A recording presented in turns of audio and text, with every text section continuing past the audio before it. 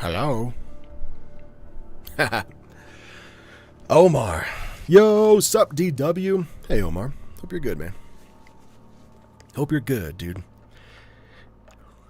We're gonna just bull crap for about 8 more minutes, it looks like, and then I'll start recording part 2 of Shadows in the Pines. Oh, I gotta change that text then, don't I? Text. Edit. Part 2. There we go. All better.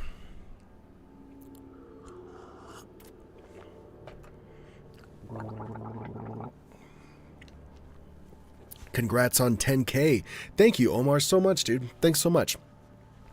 Yeah, I don't know. I don't want to get super deep, immediately at least, but I've got a bad habit of achieving something like a milestone, like when I hit 1,000 subscribers or when I get a promotion at work or something. And this is just a me thing, but I've done it my whole adult life. Is something good will happen and I'll feel great for 30 minutes.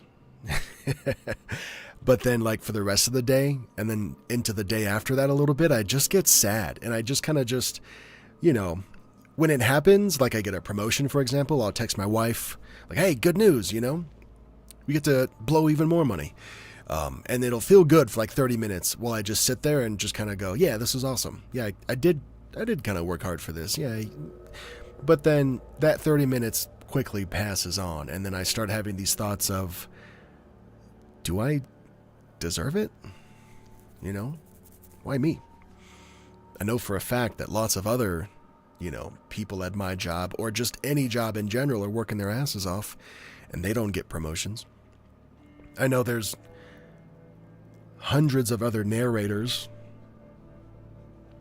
and I know all of them, that are putting in the work and grinding and they're not hitting their goals. And I just kind of sit there and I wonder, what the hell? Why me? In a good way. But, that imposter syndrome just kicks my ass super quick and super hard. And I was talking to another buddy about this, Horror on the Rocks, and he's got a therapy background, and he was telling me, you know what, dude, I got a challenge for you. Next time you hit a milestone or something good happens, actually take time to celebrate it. Go out to eat with your family. Do something. Make the day or the evening about the thing, and don't just sit in silence for 30 minutes while you smile to yourself until that gets boring. And hell yeah, the good news is it worked. Just beat the shit out of my mic. Yeah, the good news is it worked, dude. So we spent yesterday celebrating. We went to an ice cream shop with the family, and I don't know if you saw the pictures in the community tab, but I got balloons and stuff, and I didn't get a single moment yesterday or today so far of why me? How come nobody else? That hasn't happened. So his freaking advice worked. Hey, everybody. Dexter's here. Christine's here. Love it. Hey, I need to run outside just for a second. I hope to be back in the next 4 minutes and 20 seconds. I doubt I will be, but I gotta run outside for some unforeseen assistance that somebody's, calling on me. Alright, hold on. Promise me you won't go anywhere. When I come back, we're gonna turn on the recording for Shadows in the Pines Part 2, and I'll talk about what it is, who's involved, a lot of cool people and a lot of talented individuals that I'm pumped on. All right, I'll be back as soon as I can. Hold on. Don't hate me, but I'm going to restart this timer. Okay. Countdown. All right, love you. Be right back.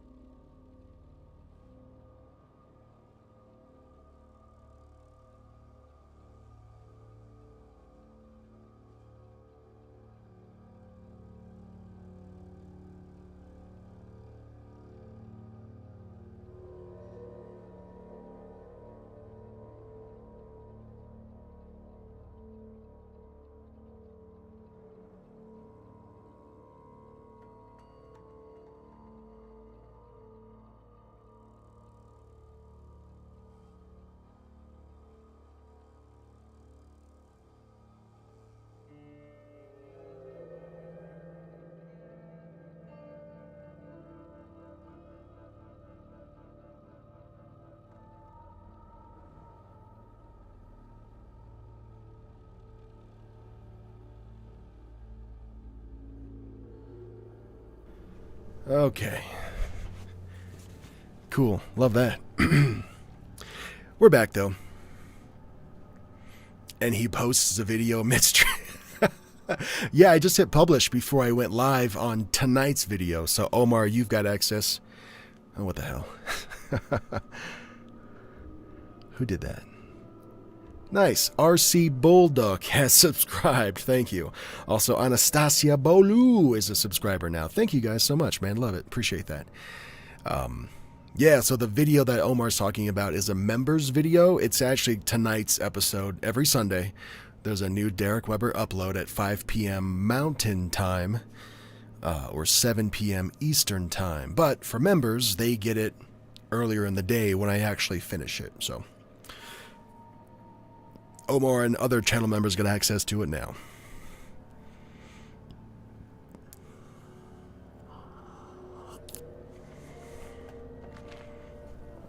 Anyway, so Shadows in the Pines is, for those wondering, it's a limited podcast series. So you know when like Amazon or HBO Max or whatever, they'll put out a series that's just 10 episodes and that's just what it is. You know, it doesn't go on and on like The Office or, you know, The Simpsons or whatever. It just lives in its own little 10 episode world, start to finish. That's just what it is. And then they move on to something else. That's kind of what this is. It's a limited podcast series, right? In podcast form, obviously. There's going to be 6 episodes, I think, maybe 7. I'm not sure yet. But I announced in the last stream, which was 2 weeks ago now, sorry for the delay, that I think I announced that Amanda Jane was going to be... Did I? Was going to be the voice of the lead female character. Her name is Maya. I've been a fan since Amanda, like, the day I started narrating myself, dude. I found her channel, and it's just comfortable. You know, I don't know how else to describe it. It's comfortable. Well, she's the main female role, and this week's announcement is that Dr. Plague himself is writing the story and voicing one of the main characters as well. If you don't know who Dr. Plague is, he's co-writing Horror on the Rocks' I Inherited a Mortuary series. He's co-writing that. The series with like dozens of thousands and maybe hundreds of thousands of views at this point, I'm not sure, on the Horror on the Rocks channel. Well, that brain that's co-writing that is developing this story for me, Shadows in the Pines. So I'm stoked on that. And he gets to play one of the main characters too, so there's that.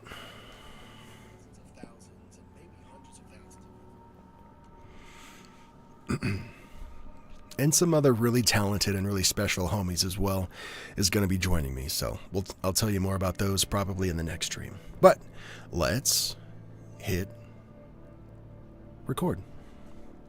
This is part 2 of Shadows in the Pines.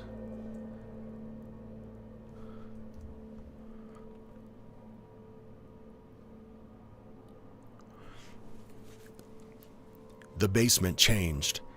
It evolved from a dusty subterranean tomb into a battleground with stakes that would echo through time.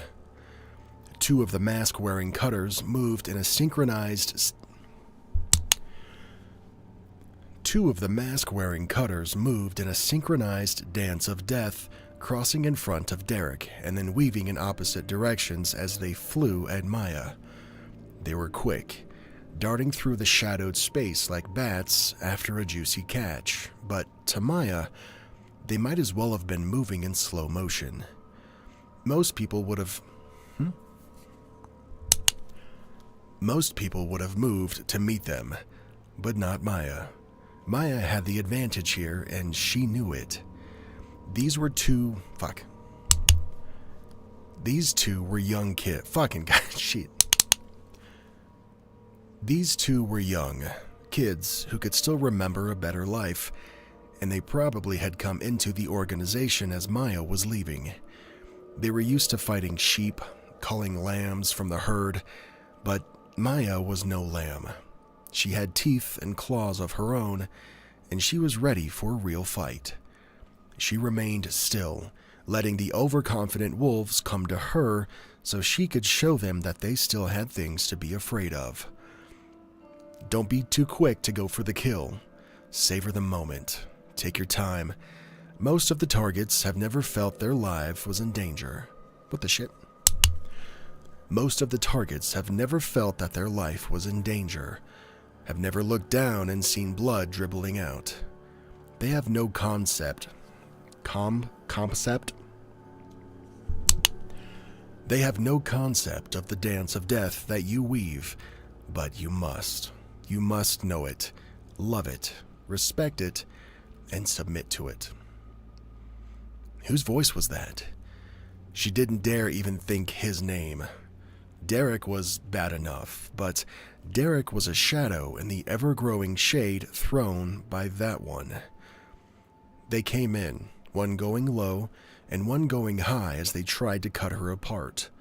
Maya caught the rising arc of a blade on her knife and sidestepped the others as she slammed her forehead into the mask hard enough to break it like a china plate. It would have been easy to knock out of a normal person.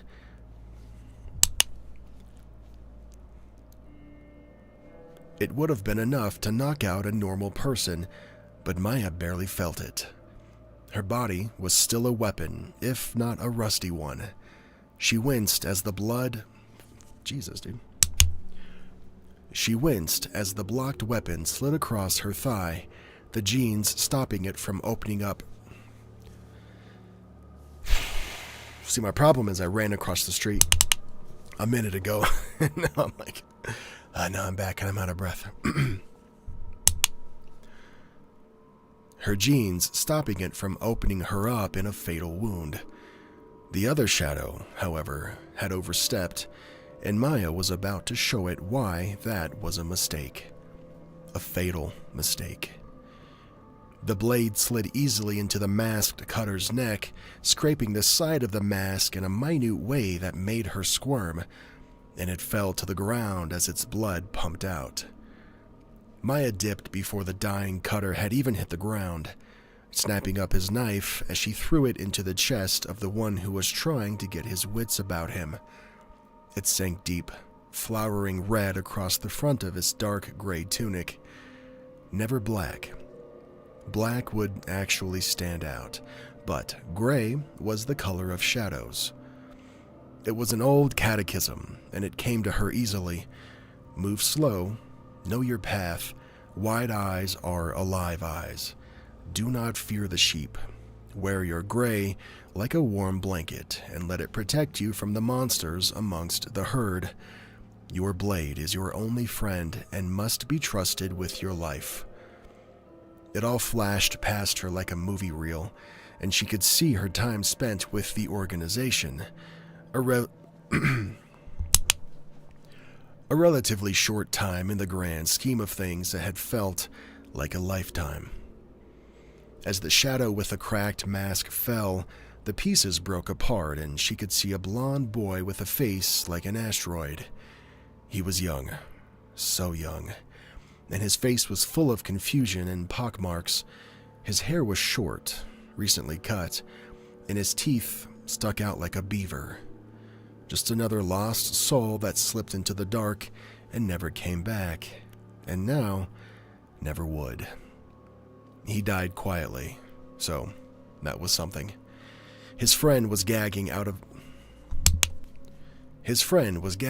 their last breaths as Derek looked at them with a lack of concern and plenty of disappointment.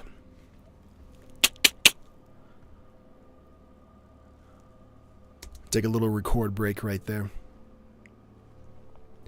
Hope everybody's doing good, man. If you have any questions about Shadows in the Pines or, the Derek Weber channel as a whole, ask in the chat, dude. I'm in there. I'll answer you. The story of Shadows in the Pines so far, just to catch you up on part 1, is that we've got 4 friends, right? They're kind of at a weekend getaway at a cabin in the woods, but our main character, Maya, who's again voiced by Amanda Jane from The Darkest Hour, her character seems to be a step ahead of these home invaders that are attacking them. And it's kind of quickly revealed that Maya actually used to be a home invader herself, which is why she kind of knows the tactics and knows how to combat these things. Not only that, but she used to roll with this specific group of home invaders. She ran away from the group after she kind of had an awakening that what she was doing was terrible. And now 5 years later, that group of home invaders has found her, and now they're here to kill her. So now it's her job to, keep her friends safe and explain to them all at the same time how these people seem to know her and how she's so good at avoiding them and even fighting back. Christine says, do you cold read or pre-read? For the Derek channel, it's 100% cold read, which is kind of cool because it's a challenge in a sense. Like I've mastered reading at this point. Like like words don't confuse me. So the challenge really comes from, can I read this story in one take while delivering, the dramatic beats and the pauses and the inflections that that I've gotten pretty good at seeing coming. Can I do that in one take? Oftentimes, 50-50 yes, 50-50 no. But it's all good. So yeah, when you're listening to the Glitch and the Matrix stories, those are cold read. But I've been working with this Shadows in the Pine story since the original writer shitted it out in like January. So I know the flow, I know the beats, and I kind of know what happens. But like reading it for the first time out loud like this, you'll hear me make mistakes and stuff. But it's not because the writer's not good. He's great. Like I said, I had Dr. Plague come in and just kind of like Superman the script and just save the day. He added life to the script that like wasn't there, depth to the story, and it feels like a real world now that he's done with it, rather than just a series of events that happened in this order. You know what I mean? So there's that. Lone Wolf, what up, baby? All right, let's keep going. Actually, let me get some tea first.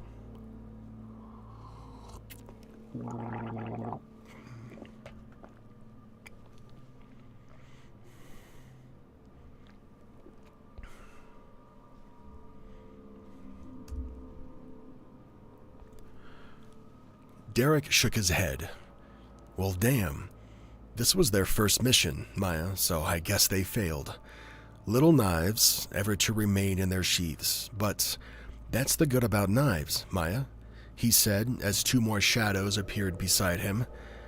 We always have more. Maya tensed, ready for a fight, but it appeared that Derek had been more correct than he realized. She felt it when a third dropped from the ceiling and landed on her shoulders, knocking the wind out of her as it bore her to the ground. Poor Maya, Derek said, smiling. Looks like you forgot the number one rule. There are always more shadows, and always where you least expect them. We should help her, Lena said, looking back up the tunnel to the noises coming from the basement. They had gone a little further down the tunnel, but they didn't get too far from Maya. They all sensed that, weapons or not, the person that they had knocked out earlier had been a fluke, and if they encountered any of them in a fair fight, they would be dead meat. The tunnel was made of raw earth, roots hanging from the ceiling, and grains pattering to the floor as they stood talking.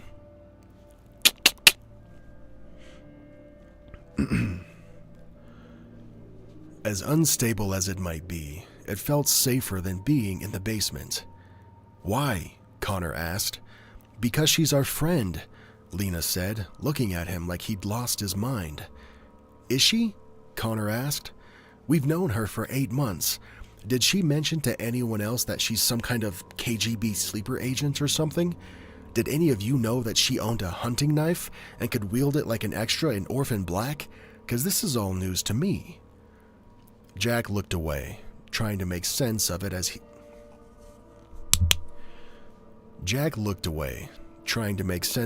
the bat sagged. He should have known these things. He was the one who met Maya first, at the student mixer on the first day of term. He had introduced her to Connor and Lena. They had talked over coffee and walked the track when she was feeling anxious.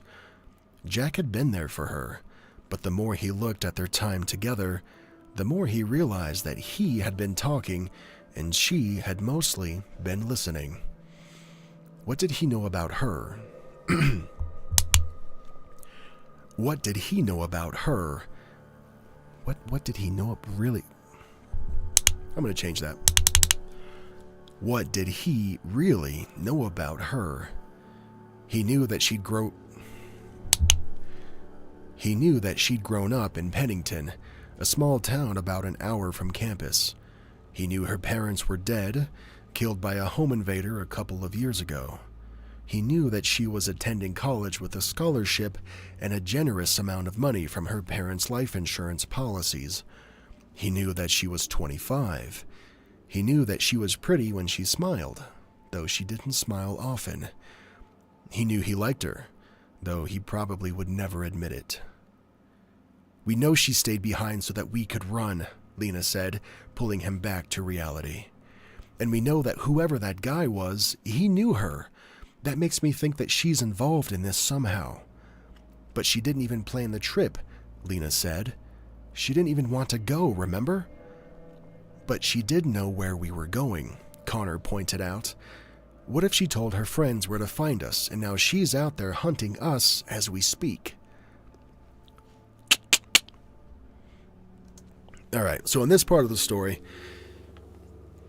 at least one of the friends is like, who is this Maya girl anyway? We've known her for 8 months. Is she part of this? Did she organize this home invader attack on us tonight?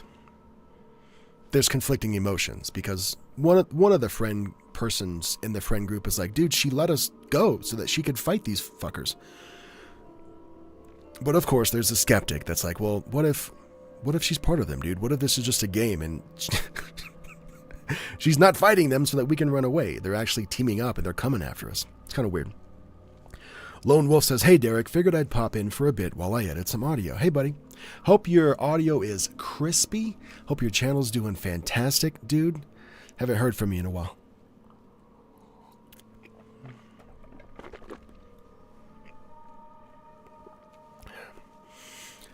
One of my favorite things to do, guys, is to answer questions in the chat or in the comments. You know, if you miss the stream, you can still leave comments in the video afterwards.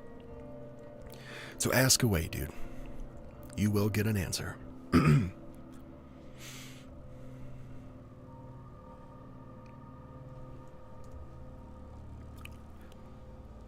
"I don't think so," Lena said, looking at Jack as if she expected him to back her up. "I don't think you do either. If she was going to kill us, why drag us into the middle of nowhere?" "Deniability?" Connor said, but it sounded like he was grasping. "I don't think she brought them here. I think they're hunting her, and if we let them get her, then they'll kill us just to be rid of the witnesses. Our best hope is to help Maya, and hope that she can get us out of here." Jack looked at Connor, and when the other boy looked back, hopeful, Jack realized that he was seeing where he would land. Jack was torn, wanting to trust Maya, but not sure if trusting her was right. 4 is better than 3, he finally said, heading back up the tunnel toward the basement. The others followed, resolved to follow him into whatever came next. I think I could do that better. The others followed, resolved to follow him into whatever came next. Maya squirmed, trying to get out from under the shadow. This one was no half-starved kid, though. No waif, either. This was probably some farm kid whose parents had an overdue mortgage that was eating into their drug addiction. The kid had to be 200 pounds, and it was a wonder it hadn't broken her collarbone when he came down on her. Maya couldn't have spoken to it, but she was almost certain that Flubby.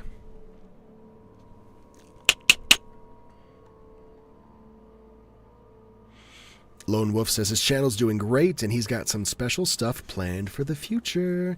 Dude, can't wait to see about it. Hell yeah, dude, good luck. Maya couldn't have spoken to it, but she was almost certain that she had sensed it the last minute and shifted just enough to stop it from squashing her like a bug. Unfortunately, now she was pinned under the shadow, and she couldn't lift her blade to get it off. The mask it wore was pointed at Derek, waiting for the sign, and Derek looked at Maya as she gasped under him. "What shall I do, little Maya?" he said, bending down but still keeping a healthy distance from her. "Should I bring you back like he wants me to? Or—" He had a knife in his hand faster than even Maya would have believed, his eyes on the blade as he spoke to it instead of her. "Should I tell them you resisted and kill you myself? It would certainly be a waste of a good cutter, but my own shadow would grow from it. Who knows? They might even let me direct my own slasher if I—" The fire poker went through the side of the big shadow. Shit, I hit the mic. A little sibilance on that line. Which one? Which one? I'm monitoring my shit and I didn't hear it. Let me know. I'll redo it. The fire poker went through the side of the big shadow, and it groaned behind its mask as it stumbled sideways, and one foot came off of Maya. Maya pivoted, pushing the big shade off her as it fell, Connor shoving the poker in deeper. Lena had her under the arm. Shit.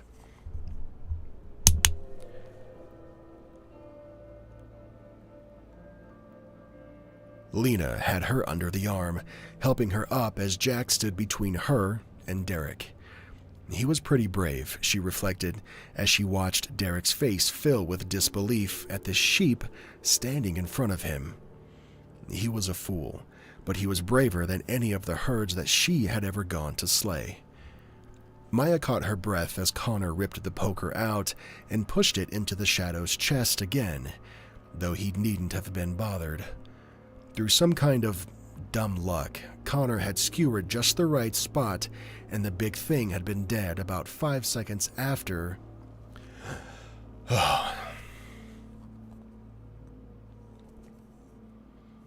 Sashite. Oh, yeah, no, I'm deleting all that. Yeah, for sure, Dexter. Thanks, man. Thanks for looking out, though. Connor had skewered just the right spot, and the big thing had been dead about 5 seconds after it had hit the ground. He had probably punctured a lung, but Maya couldn't be sure. What she could be sure of was that now they... What she could be sure of was that now they would come after her, unless she played her ace in the hole. "Catch Derek," she yelled, flinging her hand out of her pocket and watching him twitch to the side. What hit the wall not far behind where he'd been standing... What hit the wall not far behind where he'd been standing was a sphere of metal about the size of a golf ball.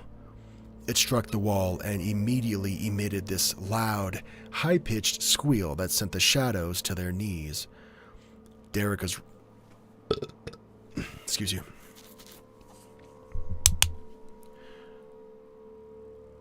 Derek was reaching for his ear, ripping out the earpiece he wore as the same sound came screaming from it. Maya smiled grimly. She hadn't been sure that it would work the way she wanted it to, but the testing had gone well enough to make her think that it would work. What? The testing had gone well, making her think it would work well enough. "What the hell did you do?" Derek asked, wobbling a little as he put a hand to his ear. "What's wrong, Derek? Don't you know your own gear? I'm sure you've got a few shriekers on your own belt for cell phone-addicted sheep." Derek went pale, taking out his phone as he checked the screen and cursed. "Difference is, mine comes with a little surprise. My shrieker scrambles communications too, a slight EMP party favor that knocks out your comms and your tech. No more night vision for your lurkers, no more wireless instructions, no distress calls if something goes wrong. Now, you are just as vulnerable as the sheep. How does it feel?" "You little bitch." Derek growled, regaining his composure quickly enough. It makes no difference. The slasher has begun, and it won't end until you and your friends are dead. Or every shadow and every cutter on the grounds are dead. You only delay the inevitable. It's futile to fight against us. You know that. I know what the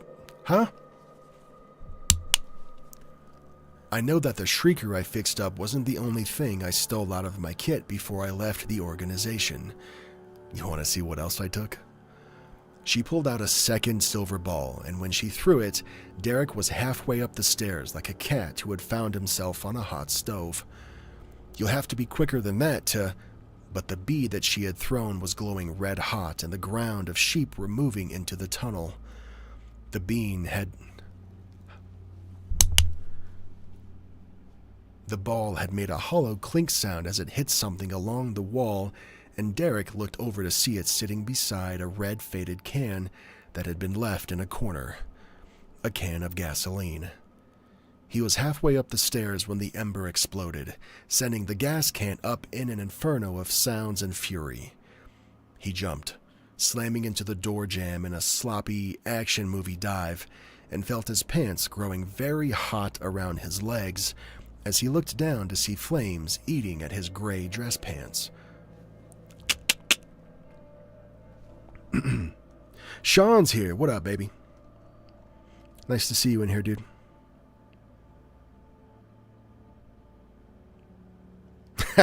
Sean's. It's all good, Sean. Excuse you, man. Just try not to let it happen again. Sean says, I'm good. First really nice day in Pittsburgh. Not much on the board. Got a cigar smoked in the park. Good day. Heck yeah. Glad you're here. Sophie's here, too. What up, Artful? I don't know how far into part 2 we are, guys, but we're cruising. I guess I could look and see. Hold on. There's 1, 2, 3, 4, 5, 6, 7. Jesus. 7 more pages.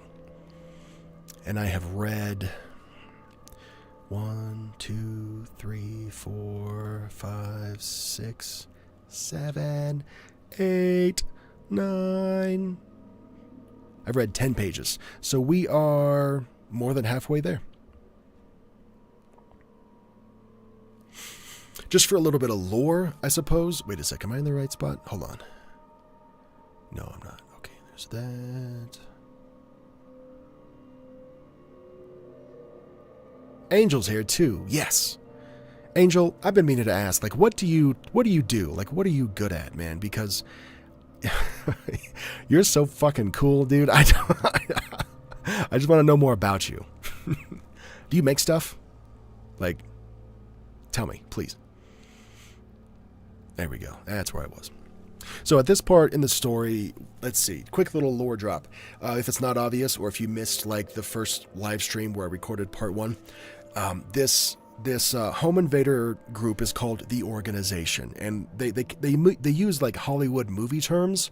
You know, there's not a leader, there's a director, right? There's not the group of home invaders. They're the cast, and the families that they kill and, you know, fuck up, I guess, those are extras.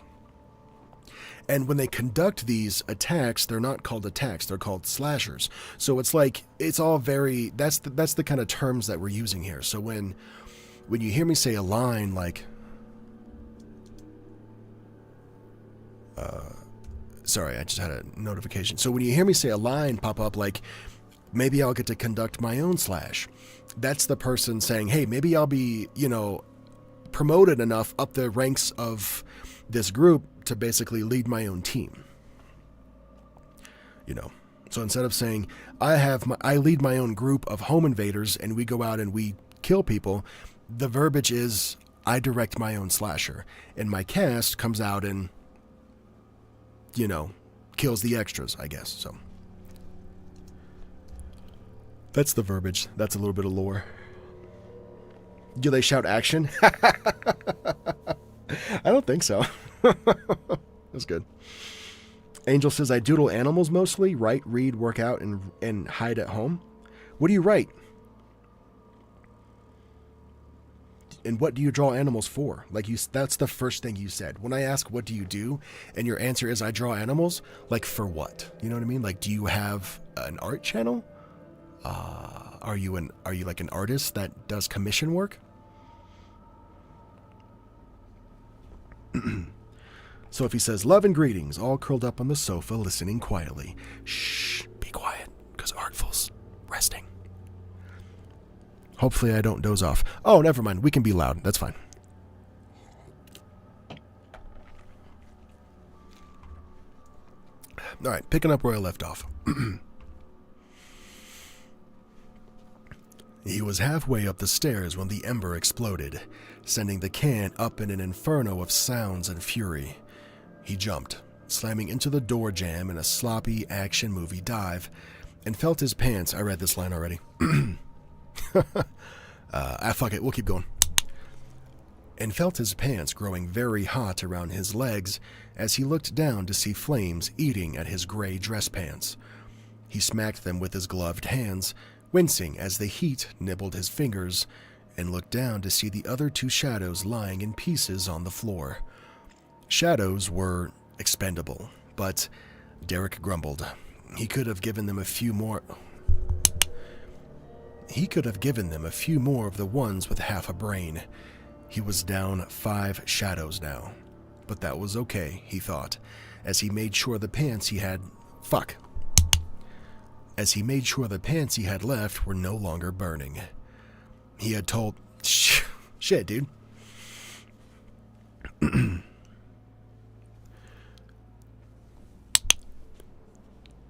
As he had told Maya, there were always more shadows.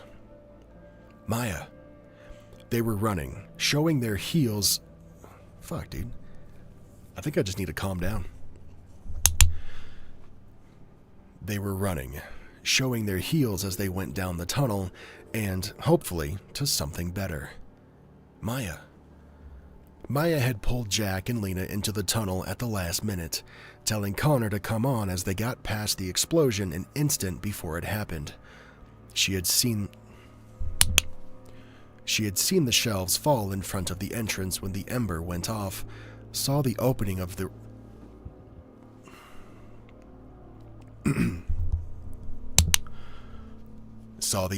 of raw earth collapse, and now they were making a break for whatever lay at the end of this tunnel. If it was a dead end, then they would double back and take their chances with whatever shadows and cutters were left. She didn't even begin to let herself believe that Derek was dead. Derek was a survivor. The streets had been his home, and his teacher... since he was old enough to walk. And he had many lives as a And he had had as many lives as a cat, and reflexes to match. If he had sent Derek, then Maya knew that he wanted her badly. Maya came up short as Lena dug her heels in, and Maya realized she was still dragging the two of them along behind her. Connor was huffing and puffing not far behind them. When they stopped, he doubled over, coughing and breathing hard as he tried to catch his breath.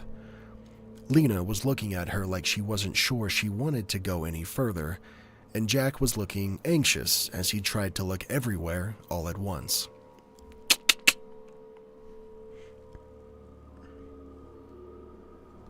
Your recording session sounded a fair amount like mine. Yeah, dude. Like, how could you... Like, it's just words. I know that I said earlier, I'm like, I've pretty much figured out reading. Like, I got that part down. But every now and then I trip myself up, you know what I mean? And that's upsetting. Because I need to be perfect all the time, no matter what. And when I'm not, I get very mad at myself.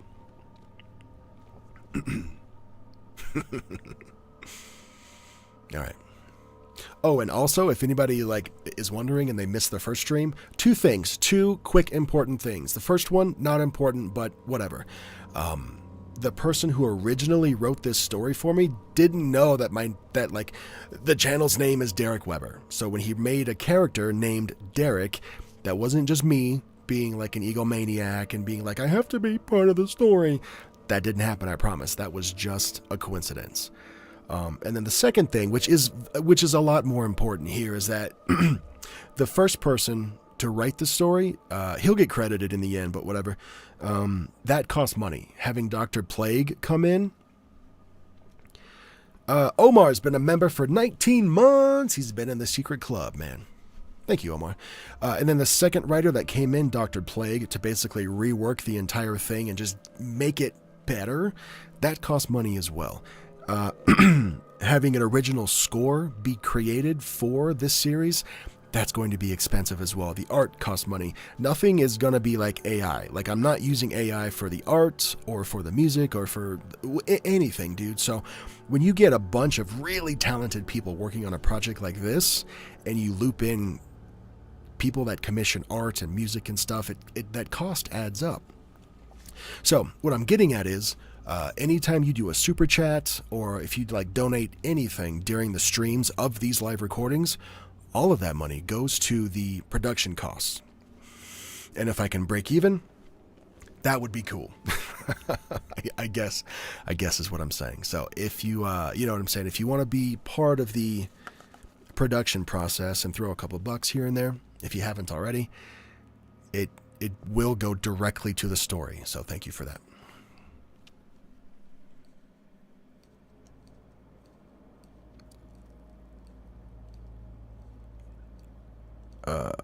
Sean says, okay, back. Wonder if I should audition. Wonder if D-Rock has any snarly detectives who need voiced. No detectives in this story, Sean, but I would be curious to hear what you sound like.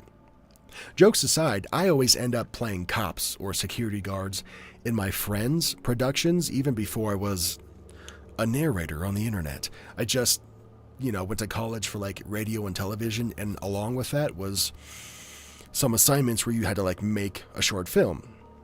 Or even just some buddies who were in school at the same time wanting to make a short film, and they needed a cop role. I just ended up in those security guard cop roles, and I don't know, dude. So why did I say that? Oh yeah, well, Sean, let me know what you sound like, dude. If you're like dead serious, when the opportunity comes along and I can use you, I think I will. Okay, where were we? Dexter says, ooh, who's doing the music? Enect. His name is Simon, but he goes by Enect. He's the guy that does all of Let's Read's music. And he's got his own Spotify channel playlist or whatever. Enect. I-N-E-K-T. And it's all custom. And what he does is I'll send him like the raw recordings of our voices, and he'll like EQ match the audio of his compositions to where like everything just fits perfectly. Oftentimes you'll have like a piano that's in the same frequency register as the person who's reading's voice, and it's almost like the piano and the dude's or the person's voice is fighting for attention. He goes in there and he finds a way to like duck the piano, not by turning it down, that's fucking simple, but by like scooping out the frequencies that are in the piano that are fighting with the sound of the voice. That way they can both live harmoniously and neither one of them are fighting for attention or blocking the other one out. Stuff like that, you know what I mean? It goes many levels deeper than that, but it's so much attention to detail, and I'm so pumped, dude. Sean's throwing in a 20. Keep the story going. Thanks so much, dude.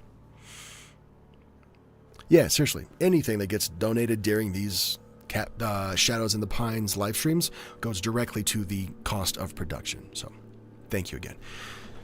All right, I'm going to read this time for real.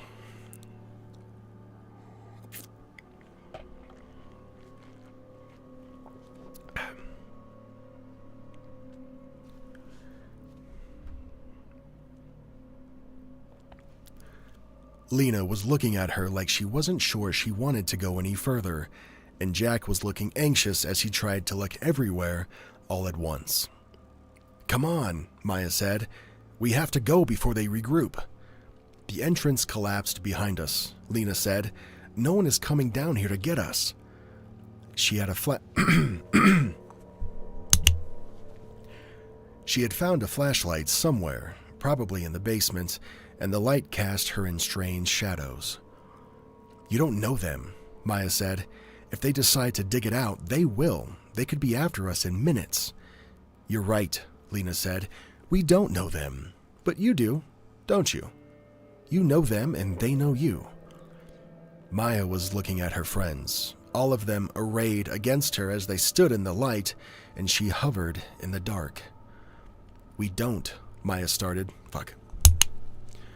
We don't, Maya started, but Lena cut her off. Make time, Maya. There are people trying to kill us, trying to kill you, and we want to know why. The quicker you spill it, the quicker we can be on the move again.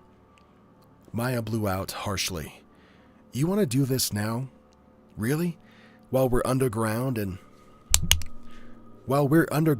possibly surrounded by shadows and cutters and God knows what else? Lena shrugged. What other option do we have? Maya started to scream at them, to tell them that they needed to get out of there, but Connor found his breath and spoke over her. The fact of the matter is, Maya, we don't know much about you, and that's pretty scary right now. We need to trust you.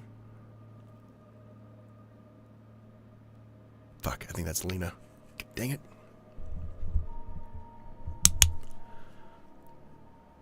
But, I lost my spot. Maya started to scream at them, to tell them that they needed to get out of there, but Lena found her breath and spoke over her. The fact of the matter is, Maya, we don't know much about you, and that's pretty scary right now. We need to trust you so that we can get out of here, but how do we trust you when you seem to be wrapped up in all this? We need to be able to trust you, and until we can, we're not going anywhere with you. Maya turned to the path that would, hopefully, lead them to the exit and turned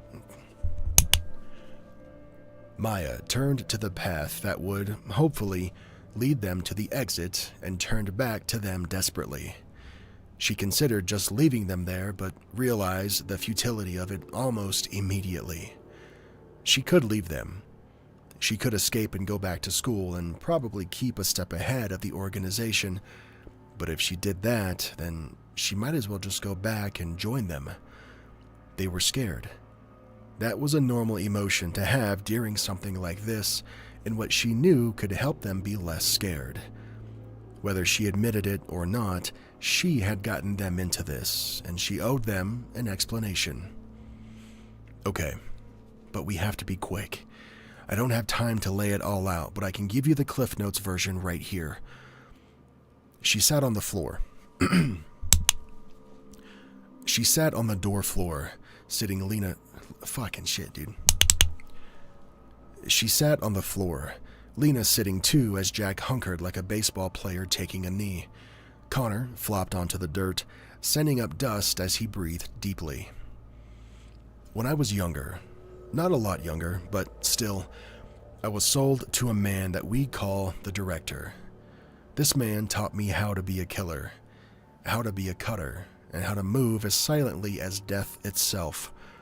He taught me so many things, but what he never taught me was how it would affect me. Derek came out of the cabin, his shadows and cutters around him as they trailed in his wake. He stepped into the tree line, put his fingers in his mouth, and whistled loud and long. The brush crackled. He uses the word minute a lot in this story, and I keep reading it as minute instead of minute, of course. Gets me every time. I'll take a break here in a sec to catch up with the chat. Hold on. The brush crackled. A minute sound, but fucking goddamn. The brush crackled. A minute sound, but loud as thunder to Derek, and one of his cutters he had posted out on the grounds walked towards him. Greetings, Master Cutter, it sighed, in the Flubby-dubby.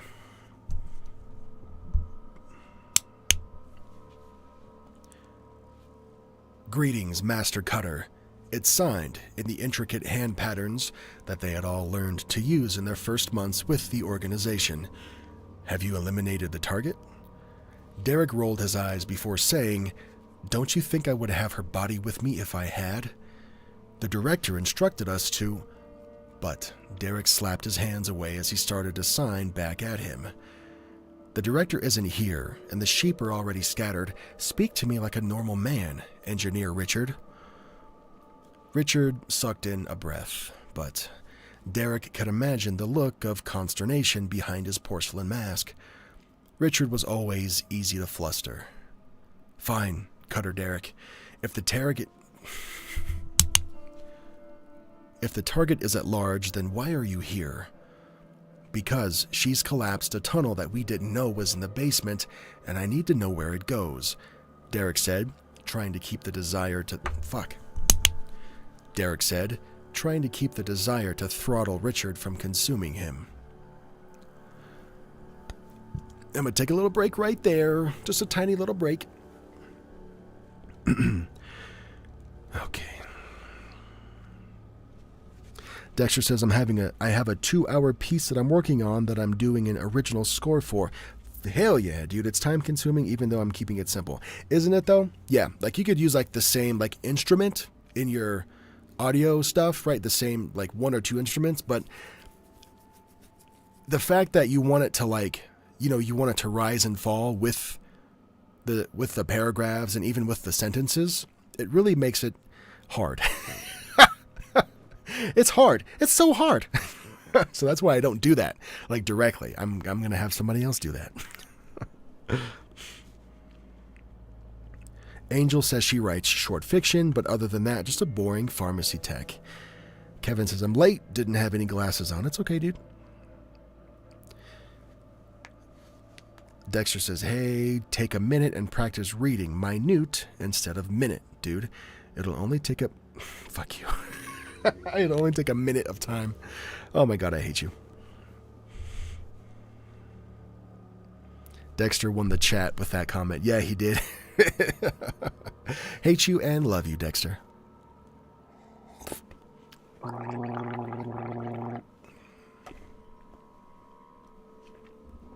Yeah, Angel, what kind of fiction do you write? I'm curious. Okay. I have 1.5 pages left, guys. And that'll be it for part 2 of Shadows in the Pines.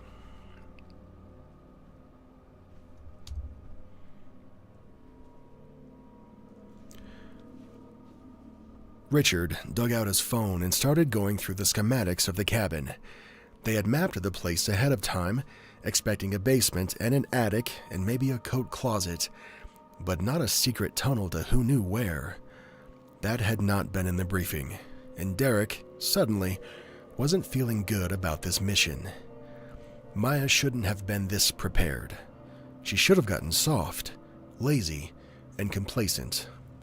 But she had weapons and tools, and she had thwarted Derek in a way that nobody else ever had before. Derek didn't like being made a fool of, and he meant to fix this before it got out of control. The schematics show no tunnel, Richard said. There should be no reason for it to exist. Are you sure it's not just a... Derek grabbed him by the front of his tunic. I'm sure that if you don't get me some damn information on where my sheep have gone, I'm going to break your skull open and find an engineer who will. Richard shook him off. Okay, God.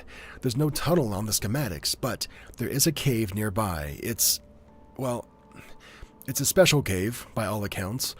Lots of local legends around it. It's probably where they're going if there is a tunnel. At least that's what I would guess. Derek snatched his phone, and when Richard...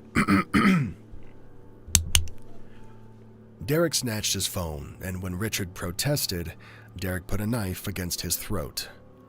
Richard put his hands up, not wanting the phone more than he wanted his blood to stay in his body, and Derek hit the button on the phone that would summon all of their remaining shadows and cutters with working comms. He wanted to get to this cave before they did, so they could set up an ambush, and he wanted it done before the director realized that he had been bested by the deserter. Come on, he told Richard. We've got places to be. The two of them moved towards the cave. The two of them moved toward the cave, and the shadows moved with them. That's part 2, guys. That's all of part 2. You just listened to me fumble through 20 pages of part 2 of Shadows in the Pines.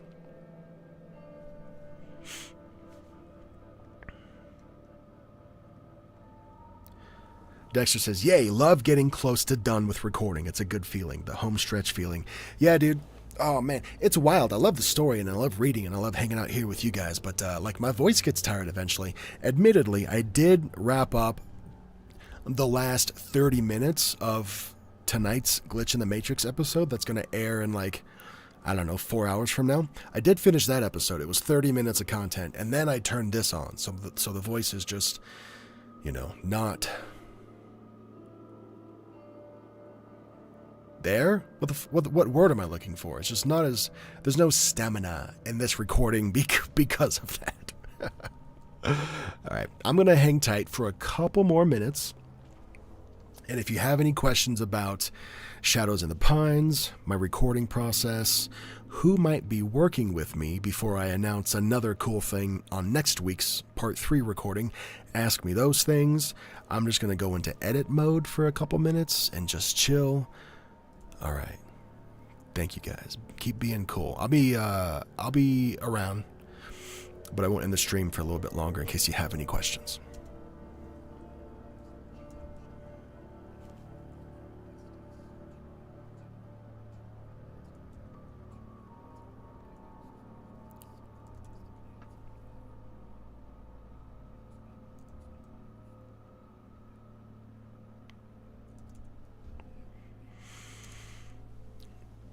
Honey spiced tea. Brother, this is my second cup of tea today.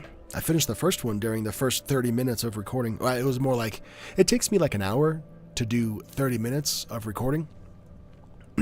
Well, at most. And some of that time is just like closing a Reddit thread and then opening up the next one and then just like queuing that up. But typically, if I put out an hour-long video every Sunday, which I do, it takes me like 2 hours of like sitting at my recording desk and just making that happen, most of the time. And then, the time it takes to like make the thumbnail and create the background image that plays for that loops throughout the whole thing and all that. When does part 1 release? Since I wanted it to start coming out in like May, April, but I don't think that's going to happen. I don't think that's going to happen. Mostly because I kind of want I think there's going to be 6 episodes. Let's just go with this. 6 episodes of Shadows in the Pines. I want all of them to be done in the can before I start dropping weekly episodes. And it's not going to be on the Derek Weber channel. There's going to be a dedicated Shadows in the Pines YouTube channel, a Shadows in the Pines podcast directory, so you can listen to it on Apple or Spotify or whatever. It's not a visual thing, but I'll have like the logo just kind of on the screen for whatever. So knowing that, I don't know, man, it just keeps getting pushed further and further. When I came up with this idea and I hit up the original writer in December, I was like, I want to start dropping episodes in March. But it's March and I'm recording part 2 now, so that's not happening. So I think my new kind of like realistic, honest answer, May? I don't know. Let's go with May. And if I can get it out earlier, then, well, surprise. YouTube has been a real pain with notifications, and I think I've seen something on Twitter about something weird with it. Derek, man of many channels. Yeah, probably just as well as like the boys do, that God dang, dude. See, the problem is, it's too easy to start up new YouTube channels. I mean, it's free. It doesn't cost anything. And making the artwork and the branding is fun for me. All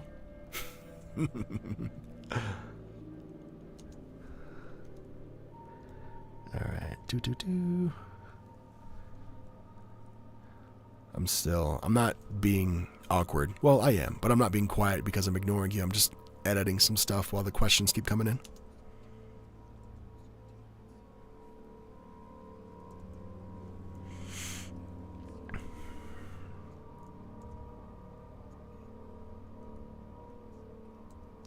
Yeah, dude, the man of many channels. To my detriment. If I could just like focus on like one or two things wholeheartedly instead of like doing 5, that would be cool. You know, for my own stress levels and my own sanity. But you know what, dude? Something is striking me right now. I read somewhere that like a person, and I'm one of those guys that's like not diagnosed with ADHD, but I'm pretty sure I'm one of those annoying people. Like I would love to get diagnosed, but like fucking why? So I can be prescribed medicine that I'm not going to take for it? No. But somebody who, you know, has the same mindset as me, there is no relaxing. Like I find joy and comfort in creating new things. And I get so much pleasure from taking an idea from something that's in my head to seeing it executed in real life. And that, in this stage of my life, usually takes the form of new podcasts or new YouTube channels or something. I got a bad habit of like seeing something on the internet and going, oh, that's cool, I bet I could do that. And then like I learn how to do it, and then I do it, and then I publish a couple of episodes, and then I'm like, okay, cool, I learned that. It's done now. I can go learn something else now. That's one of my bad habits. So anyways, my point is a lot of people with like this kind of mindset is it hurts, not physically, but it just hurts to sit down and do nothing and just watch a movie or a show and just go blank for a little bit. That's so uncomfortable because I think I could be doing something. I could be creating something. I could be making something that already exists better. And the thing that I heard that kind of like blew my mind was that's a form of relaxation for a lot of people. It's relaxing to get in front of their computer and to just start making something, or in front of their workshop with their tools or whatever. That's relaxing. Yeah, you're stressed out about the edits that you're making in the video or the cuts that you're making on like the wood project or whatever, fill in your own blank. You're stressed out about those things and you hope you're doing it right. But at the same time, you wouldn't rather be doing anything else. At least until your kids come home from school. But when you have that you time, it's just impossible to sit down and just do nothing. I don't know.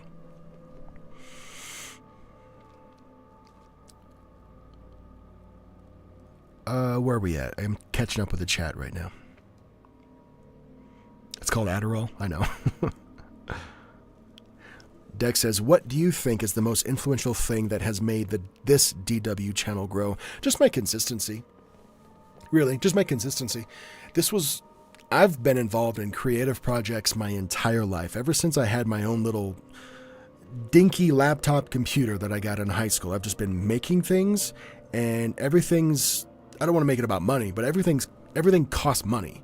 If you want to record yourself as like a one-man band or record other bands, you need gear, you need mics and like, you know, shit like that and everything. And like, it's so rare that the things that I was doing were helping me break even. Again, not about money, but for this little part of the jam, it is. And yeah, you got paid to record bands and stuff. I run a recording studio, and I have since, Jesus, for the last 15 years with my best friend from 8th grade. We still do that to this day, and it's profitable now. But it took a long time to get there, you know what I mean? And like, when I realized, I was like, hey, maybe I can try this narrator thing, because I grew up listening to Corpse and Let's Read and shit. And I'm like, you know what? I went to school for radio and television. I've been told my voice is nice to listen to. What if I actually put that to use instead of recording other people's songs, right? So I did, and then there was the Derek Weber channel, and that was like the first thing out of 100 creative projects that caught steam really early on. And as a creator, when that happens, you're like, oh, okay, cool. Stop everything else. Gotta pause everything else and just focus on this because it's doing really good.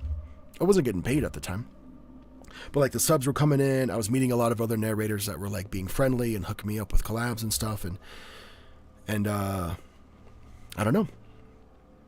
I've just built the Derek Weber system into my weekly routine, and it's ingrained in there so deep. I record 2 to 3 times a day, upload on Sunday.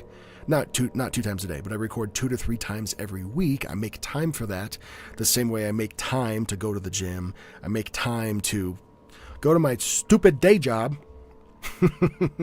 Just recording content for Derek Weber is part of my weekly routine, and it has been since day one, I guess. So yeah, the consistency is the thing that's helping it last as long as it has, because I've built a system that helps me just easily make it happen. You know, I just removed all the obstacles in my way.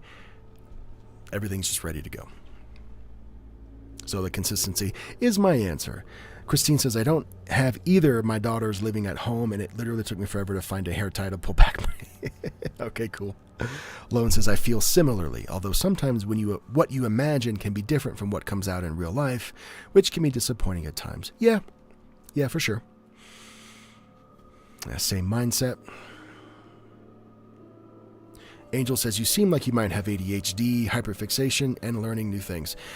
Hyperfixation for sure, dude. Here's a quick little story. On the weekends, the fam and I, we sleep on the giant couch in our living room, and we put on ambience on YouTube. It's just soft music, like a pretty aesthetic visual loop that just plays for 10 hours, and we fall asleep to that. It's awesome. We found one where it's like this Harry Potter themed Hogwarts castle tour.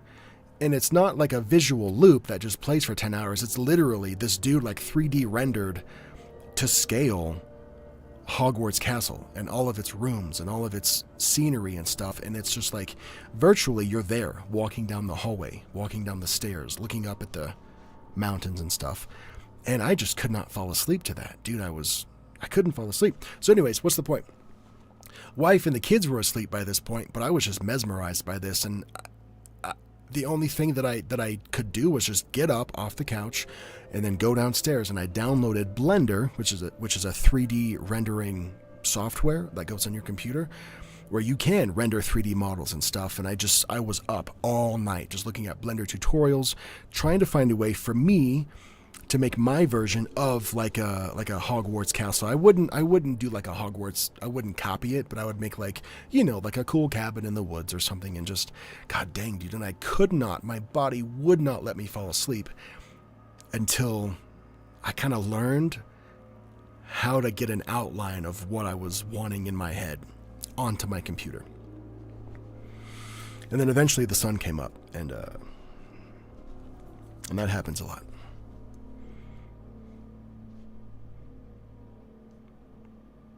Mina says, hi, Derek. Love your stuff so much. Thanks, Mina. I appreciate it, dude. Thanks so much.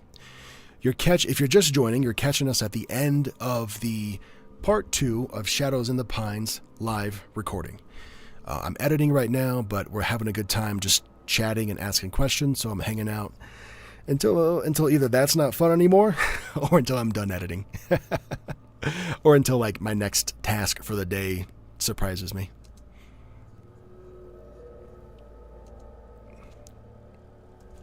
So the awkward silences are not just me falling asleep or like zoning out. It's just editing. That's all.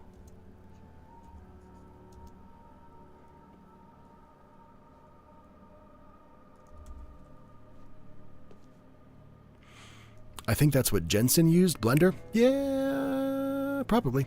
Dang, I miss Jensen so much, dude.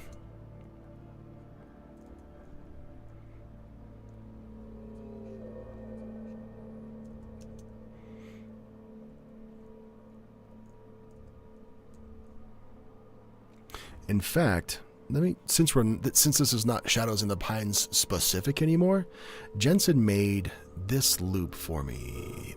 This one. Let me see if I can change the. I doubt it, but hold on. Video. Nah, I can't change like the aspect ratio of the screen now that I've started the stream. But like, look at this beautiful loop, dude. He 3D rendered Andy's room from Toy Story for me because like I'm a nostalgic dork, and I hope my audience is too. So he made like a realistic Andy's room. Yeah.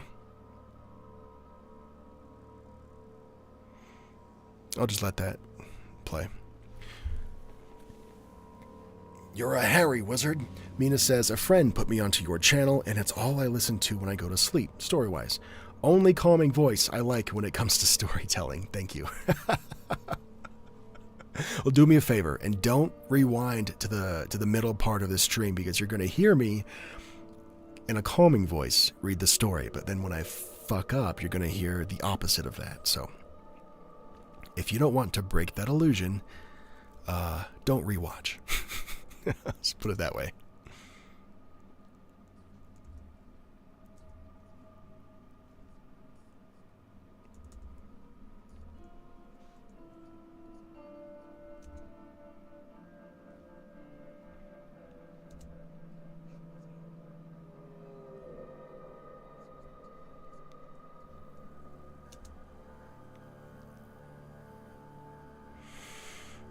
Derek says, oh, for Angel first, there's so many things I want to learn to do. I love all the cool things out there. Heck yeah, dude. Oh my God, I'm so curious. And I'm so, like, I don't know how to put it, like, infatuated with just learning how to do things. It's fun. You end up not being great at anything, but you have, like, a pretty foundational level of skill in just about kind of everything.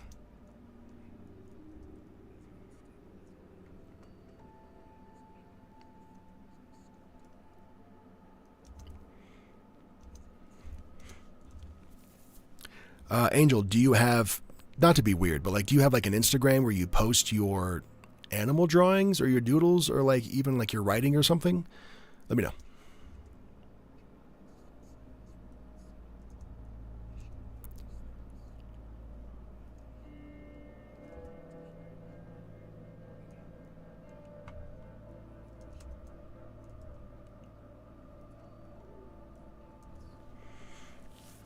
See you, Wolf. See you, Kevin. Where do I find my stories to tell? Well, for all the Glitch in the Matrix content, which I'm sure is what you're asking about, like, most of those come from Reddit. There's a Glitch in the Matrix subreddit. There's a simulation theory subreddit. There's an unexplained encounters, I think, subreddit. And then I'm missing one or two more. But anyways, yeah, there's all sorts of like people that are just submitting their stories on Reddit, and you have to get permission to read those before you just start swiping things off the internet. But yeah, so they all come from Reddit. Like you message the person who wrote it if they'll let you read it. And then sometimes a small percentage of the stories actually come from people that email them to me directly at DerekWeberSubmissions@gmail.com. So people who know I exist and who would like to hear me read their story, they find me directly and they just email the stories to me.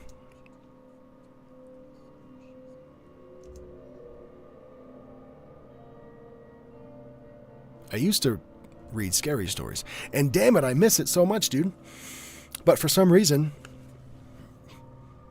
unbeknownst to me, like when I was rotating through like scary stories and creepy encounters and ghost stories and Glitch in the Matrix stories, the glitch stories just kept popping off every single time I would upload one. And it was so weird watching my channel go from like, you know, a little bump at ghost stories, a little bump at scary stories, a little bump at creepy encounters, and then this giant spike of growth at a Glitch in the Matrix upload. And that would happen. And I would rotate through those. I would do like one video a week, and one of them would be a glitch story.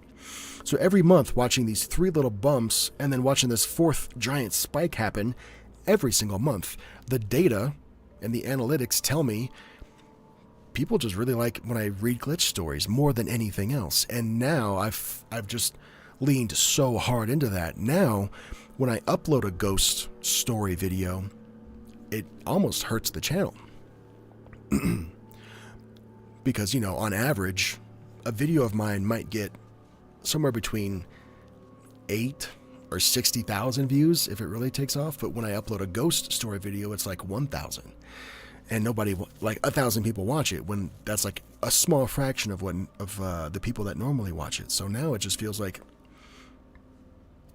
I've become the glitch guy, or one of the glitch guys on the internet. So I do miss reading scary stories, which is why part of me is just like reaching out to these amazing writers, and I'm having them write and develop with me this, what's probably going to end up being a 3-hour long series, which is Shadows in the Pines. Oh, it's just so much fun. Yeah, Angel, DM me for sure. I'm on Instagram. I think you know that. Angel says, "Are you still going to the pod to be on the podcast with Booze Horror?" Yeah, we're doing that this Saturday in 6 days. This Saturday night, we're going to be doing that. It's called the Dead Air Podcast, where the four of us just kind of BS about, I don't know what yet. Like, the format seems to change. Like, we talk about it a lot, and it's like every time we talk about it, we want to do something else with it. But I don't know.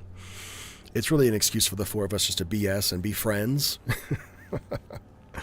and kind of lift the curtain a little bit for the people that enjoy our content. See you, Greg. People are fascinated by the idea that we're all NPCs. Yeah, for sure. I had somebody, this was like one of the hardest, this week's episodes, tonight's episode that goes up here in about 4 hours, is one of the hardest ones to gather because it's all doppelganger stories, like just concentrated. Normally the hour-long uploads that you get are like a mix of all kinds of glitchy, weird, unexplainable things. But somebody was like, you should do an episode dedicated just to doppelganger stories. And I said, okay, fine. Yes, fine. Okay, good. But getting an hour's worth of those stories, I had to scrap and like reach back into the depths of the internet and be like, hey, if you still exist, can I read your story, please? On a Reddit account or on a story that's 9 years old, hoping they still have an account and check their DMs. But a lot of them said yes, thankfully. So there's that.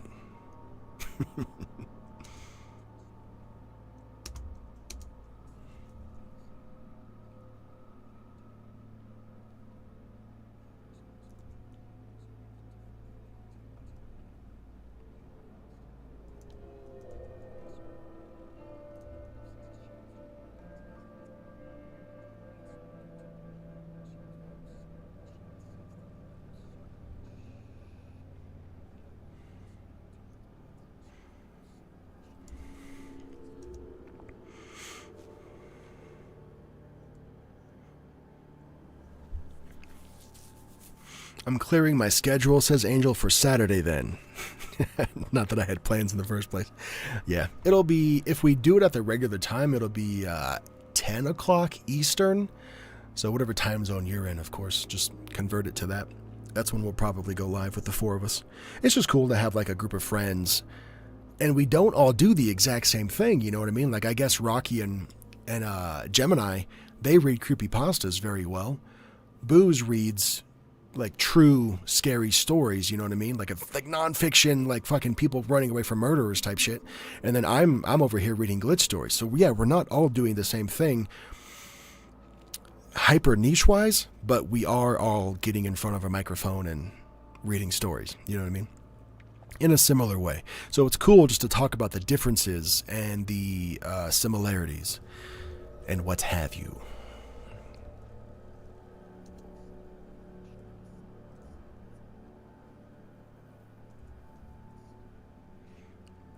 Again, awkward silences because I'm editing. I'm multitasking, editing while chatting, so bear with me.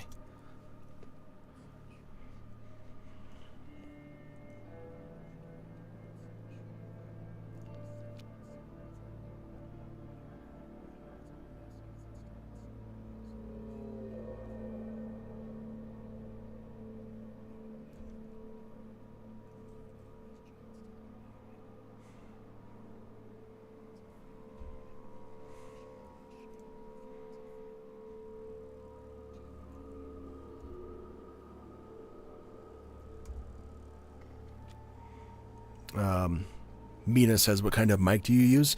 This is a TLM 103.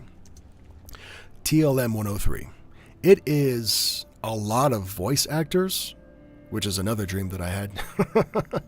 Oh my God, I would love to be a voice actor, dude, and just, be able to put something on and be like, hey, that's my voice, or even show my kids one day, be like, that's Dad right there. What a dream. How fun. Anyways, the TLM 103, the Neumann, the brand is Neumann, Neumann. I think it's German. But the TLM 103 is a lot of voice actors' dream microphone. Like, they may buy a couple of mics as they're getting started and upgrade over the course of many years while saving up and stuff. And when they can finally afford or have the freedom to buy a TLM 103 or rent one or borrow one, they're set for life, dude. You don't have to upgrade beyond that. So the mic that I'm talking to and now I'm incredibly grateful to have, because it's just, the end all be all for a ton of professional voice actors and voiceover people. It's cool because it's incredibly detailed, but the problem that I was running into was it's so, not a humble brag, but it's so damn good, and it's and it's so crisp and rich and detailed that it actually will shine a big ass spotlight on how bad your room sounds. So yeah, you can talk into a mic that costs $1,300. I didn't spend that on this one, I traded it. But you can talk into $1,000 microphone in a bathroom, and it's gonna still sound like you're in a bathroom, dude. Like, it's just not gonna sound good. It's actually gonna sound worse than if you buy like a Yeti or like a dynamic mic that costs $100 from Best Buy or something. Talking into $1,000 mic in a bathroom is actually going to sound worse than talking into a $100 mic in a bathroom, because it's going to pick up all the bad shit that's in there.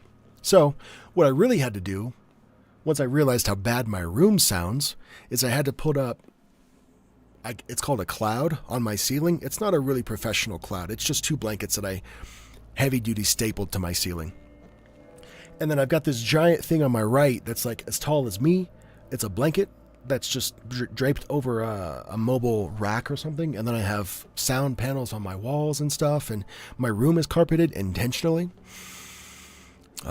just to reduce the amount of sound that bounces off of one wall onto another, back into your mic. That's where echo comes from. So, yeah. I need one in my life. I'm a voice actress. Yeah, dude. Oh, it's one hell of an investment. I bought a guitar that was like $1,300 many years ago, because it has, Fishman pickups. They're digital, and it's got this Evertune bridge, and it's got, locking this and that. And it's got all the specs and shit. But I found out that when I'm recording like my a band's heavy music on that guitar, it just, like, the guitar tone doesn't sound pissed off like I want it to. Like, if we're recording heavy music with that sounds angry, you want the guitar tone to sound angry as well. And that the guitar tones that were coming out of that $1,300 guitar just felt really round and just kind of like had no aggression to it. And then I plugged in my $200 guitar, and it just sounded pissed. It sounded the same, but it had that attitude and that edge that just the $1,300 guitar didn't have. So I was like, what's going on here? So kind of in a roundabout sort of a way, I traded my $1,300 guitar for the $1,300 Neumann TLM 103. So that's why I say I didn't really spend $13 on it, because I had the guitar anyway that I wasn't going to use. Easy. It is a homemade padded room. Oh my God, it really is. If you look at my, on the Derek Weber channel, if you look at my community tab post, the most recent one where I'm celebrating the 10,000 subscribers, thank you all, by the way, you kind of see like the blanket on the ceiling and like the padded curtains behind my monitor. And on my right is like that red and black checkered blanket that just floats there. So yeah, it really is just a homemade padded room. All right. Also, closets work really well.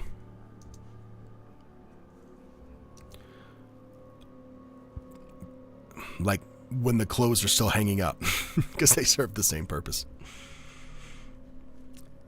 Artful fodder. Sophie, that's Sophie, right? I'm curious to see or to hear what you've been involved with. Do you have anything that you can share? Or if you find my Instagram, you can just DM me there. It's all good.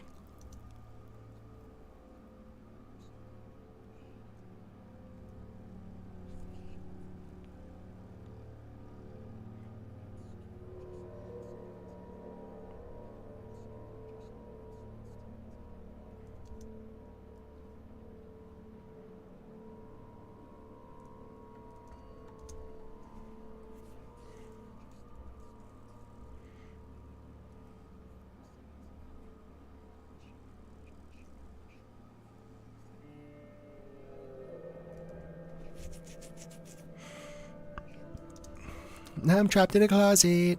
I can't get out the closet. Yeah.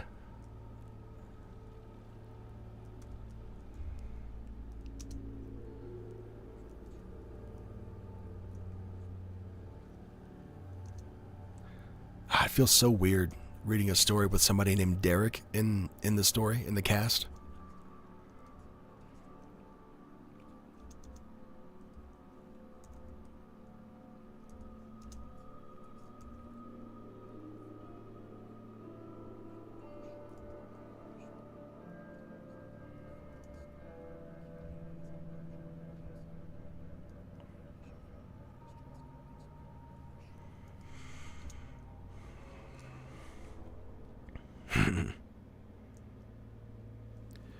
I've been working on my channel. It's been slow, but and has been busy.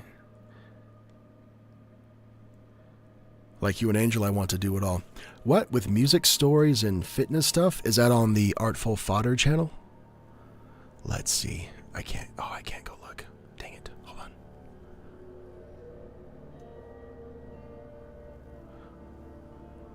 Hold.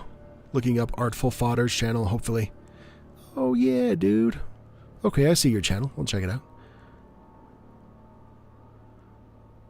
Videos posted. 2 videos in the last 3 days. Cool. Nice, man. Hey, heck yeah, good luck to you. I'll check it out. I'll save that so I can look at it later. Dudes, I've pretty much edited the last... How long have we been going for?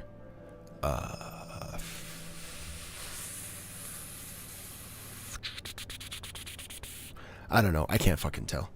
But anyways, however long it's been, I'm pretty much done editing like part 2 right now. So I'm going to read Mina's thing that says, I've been wanting to read stories like you do because I've been told my voice is great. I need another income since my endometriosis is getting worse pain-wise. I'm so sorry, Mina. Oh, that sucks. Oh, that sucks. Angel says, yeah, it's so much fun, but then the stupid normal job gets in the way. Oh, tell me about it, dude. I hate that shit. Can't stand it. Oh, I can't stand it. Imagine how much we can get done if we just didn't have to go work 40 hours a week. Fuck. Hopefully, there's a world sooner than later where maybe I don't have to go to work. Or maybe I just go part-time for a little bit because the Derek channel and the whatever else I'm working on does well enough to, basically replace that income. I don't know. Maybe. That's the dream right there.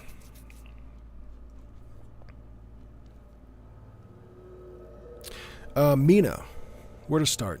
If you go to Upwork.com, I don't know how knowledgeable you are about the business or the process or whatever, but I had some success going on to Upwork.com, Upwork.com, and if you like, it's a place where you can go to it's kind of like Fiverr, but I don't know, a little more, a lot more professional, I think.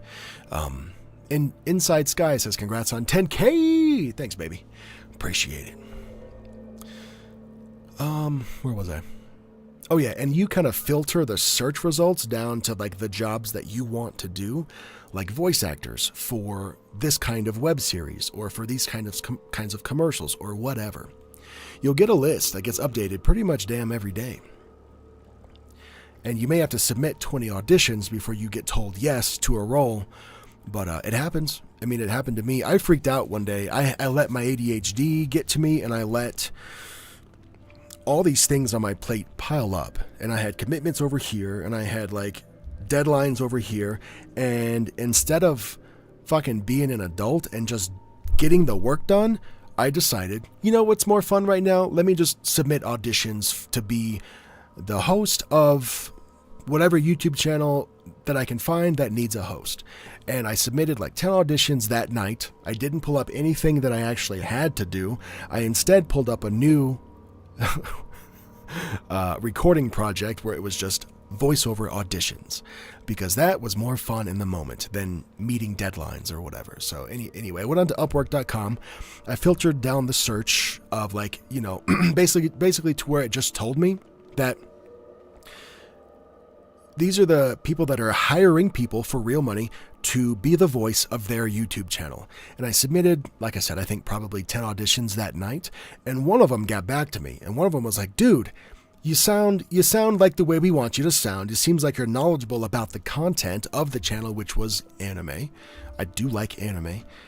So in that feverish rush just to procrastinate and just to distract myself from my obligations over here, I decided to instead add something else to my plate and become the voice of this YouTube channel that talked about anime and stuff. And so I did, and I got paid for that.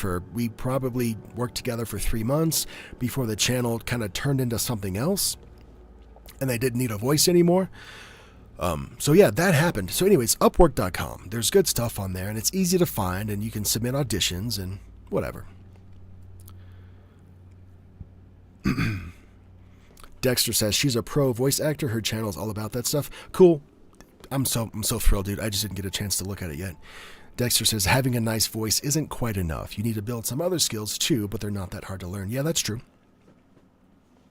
That's true. I get this conversation, or I hear, the fuck am I saying?